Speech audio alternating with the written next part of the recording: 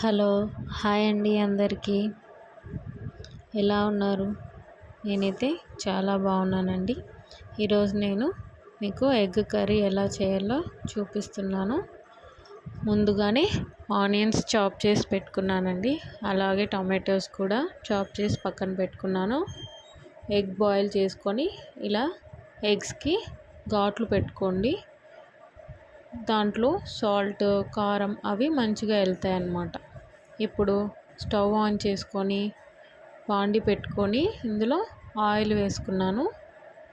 Oil heat అయిన తర్వాత పోపు వేసుకోండి. పసుపు వేసుకోండి.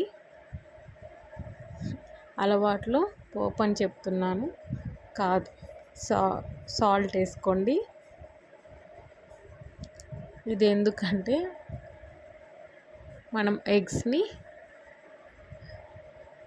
ఎగ్స్ని వేసి కలర్ వచ్చేంత వరకు కలుపుకొని పెట్టుకోవడానికి. ఇప్పుడు కలర్ చేంజ్ అయింది కదండి. ఇలా కలర్ చేంజ్ అయిన తర్వాత ప్లేట్లోకి తీసుకొని పక్కన పెట్టుకోండి. ఇలా చేయడం వల్ల రెగ్యులర్గా కాకుండా పిల్లలకి చూడ్డానికి అయినా వాళ్ళు తినడానికైనా ఇష్టపడతారు. రెగ్యులర్గా కాకుండా ఇలా చేస్తే వాళ్ళు ఏదో కొత్తగా ఉందని చెప్పి తినడానికి ఇష్టపడతారు. ఇప్పుడు పోపు వేసుకొని అదే ఆయిల్లో పోపు వేసుకొని కలుపుకున్నాను. ఇప్పుడు ఇందులో ఆనియన్స్ వేసుకొని కలుపుకోండి. 2 ఆనియన్స్ వేసుకున్నానండి నేను. 2 ఆనియన్స్ వేసుకొని కలుపుకొని కలర్ వచ్చేంత వరకు ఇలా పెట్టుకున్న తర్వాత కరివేపాకు వేసుకొని ఒకసారి కలుపుకున్నాను. ఇప్పుడు ఇందులోకి అల్లం పేస్ట్ 1 స్పూన్ వేసుకుంటున్నాను. అల్లం పేస్ట్ వేసుకొని కలుపుకున్నాను. అది కూడా పచ్చివాసన పోయిన తర్వాత ఇప్పుడు టమాటోస్ వేసుకొని కలుపుకున్నాను. ఇప్పుడు ఇందులోకి 1/2 స్పూన్ పసుపు, 1/2 స్పూన్ సాల్ట్ వేసుకోవాలి. స్టార్టింగ్లో మనం సాల్ట్, పసుపు యాడ్ చేసుకున్నాం కదా, ఇప్పుడు చూసి యాడ్ చేసుకోండి మీరు. మూత పెట్టుకొని టమాటోస్ మగ్గేంత వరకు వెయిట్ చేయాలి. చూద్దాము ఇప్పుడు టమాటోస్ మెత్తగా అయినాయో లేదో. ఒకసారి కలుపుకున్న తర్వాత 1.5 స్పూన్ కారం వేస్తున్నానండి నేను. మీరు తక్కువ తింటే కారం చూసుకొని వేసుకోండి.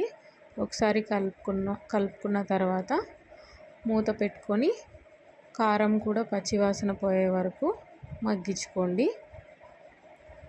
చూద్దాము, ఆయిల్ పైకి వస్తుంది కదండి. ఇప్పుడు ఇందులోకి మనము ముందుగానే కాల్చి పెట్టుకున్న ఎగ్స్ని వేసుకున్నాము. ఎగ్స్ని వేసుకొని కలిపేసుకున్నానండి నేను. ఇప్పుడు ఒక 2 మినిట్స్ పెట్టి మూత తీసి చూద్దాము. ఎందుకంటే కొంచెం కారం అవన్నీ ఎగ్స్కి పట్టుకుంటాయి. లాస్ట్లో ధనియా పౌడర్ యాడ్ చేసుకుంటున్నాను. కలుపుకున్నాను మొత్తము. మళ్ళీ మూత పెట్టుకొని ఒకసారి లాస్ట్లో కొత్తిమీర యాడ్ చేసుకుంటున్నానండి. అంతే, అయిపోయిందండి ఎగ్ కర్రీ. నేనైతే ఇందులో స్పైసెస్ ఏమీ యాడ్ చేయలేదండి. ఇప్పుడు మనం కలర్ రైస్ చేసుకోవడానికి ముందే చాప్ చేసి పెట్టుకున్న ఆనియన్స్ నానబెట్టుకున్నానండి. బియ్యంని ఆనియన్స్ కట్ చేసి పెట్టుకొని పచ్చిమిర్చి అండ్ కరివేపాకు తీసి పెట్టుకున్నాను. బియ్యం కూడా నానేసి పెట్టుకున్నాను చూడండి. ఇప్పుడు ఇందులో 1 స్పూన్ ఆయిల్ వేసానండి. దాని తర్వాత 1 స్పూన్ నెయ్యి వేసానండి. ఒక్కొక్కరు ఒకలాగా పిలుచుకుంటారు. మా సైడ్ అయితే కలర్ రైస్ అని పిలుస్తారండి. కొంతమంది పలావ్ అంటారు, బగారా రైస్ అంటారు. ఇప్పుడు ఇందులో పోపు వేసుకొని ఆనియన్స్ వేసుకుందాము. ఆనియన్స్ వేసుకొని కలుపుకున్న తర్వాత అవి కలర్ చేంజ్ అయ్యేంత వరకు ఉండి ఇప్పుడు పచ్చిమిర్చి వేసుకుంటున్నాను. ఇప్పుడు ఇవి కూడా ఒకసారి కలుపుకోండి. కలుపుకున్న తర్వాత మనం కరివేపాకు యాడ్ చేసుకుందాము. మళ్ళీ ఒకసారి కలుపుకున్నాను. ఇప్పుడు ఇందులో 1 స్పూన్ అల్లం పేస్ట్ వేస్తున్నాను. కలుపుకున్న తర్వాత ఇప్పుడు అల్లం పేస్ట్ పచ్చివాసన పోయే వరకు మనం వెయిట్ చేసి ఇప్పుడు ఇందులో 1 స్పూన్ ధనియా పౌడర్ వేస్తున్నానండి నేను. మీరు గమనించారో లేదో ఇందులో కూడా నేను స్పైసెస్ ఏమీ యాడ్ చేయలేదు. అంటే చెక్క, లవంగం అవి ఏమీ యాడ్ చేయలేదు. ఇప్పుడు నేను 3 గ్లాసెస్ బియ్యంకి 1 గ్లాస్కి 2 లాగా పోస్తున్నానండి. అంటే 3 గ్లాసెస్ నుంచి 6 గ్లాసెస్ ఆఫ్ వాటర్ పోస్తున్నాను. మీరు ఎన్ని గ్లాస్ అయితే అన్ని గ్లాస్తో డబల్ వేసుకోండి. ఇప్పుడు సాల్ట్ వేసుకొని ఒకసారి అంతా కలుపుకున్నానండి. స్పైసెస్ ఏం యాడ్ చేయలేదు కాబట్టి పిల్లలు కూడా ఇష్టంగా తింటారు. ఒకసారి కలుపుకున్నానండి. ఇప్పుడు మూత పెట్టుకొని వాటర్ బాయిల్ అయ్యేంత వరకు వెయిట్ చేయండి. ఇప్పుడు చిన్నగా స్టార్ట్ అవుతుంది చూడండి, వాటర్ బాయిల్ అవుతుంది. ఇప్పుడు స్టవ్ని మీడియంలోకి పెట్టుకొని మనం ముందుగానే నానబెట్టుకున్న బియ్యంని ఇందులో వేసేసుకుంటున్నానండి. ఇప్పుడు ఒకసారి అంతా కలుపుకొని సాల్ట్ చెక్ చేసుకొని వేసుకోండి. ఇప్పుడు నాకైతే సరిపోతుందండి.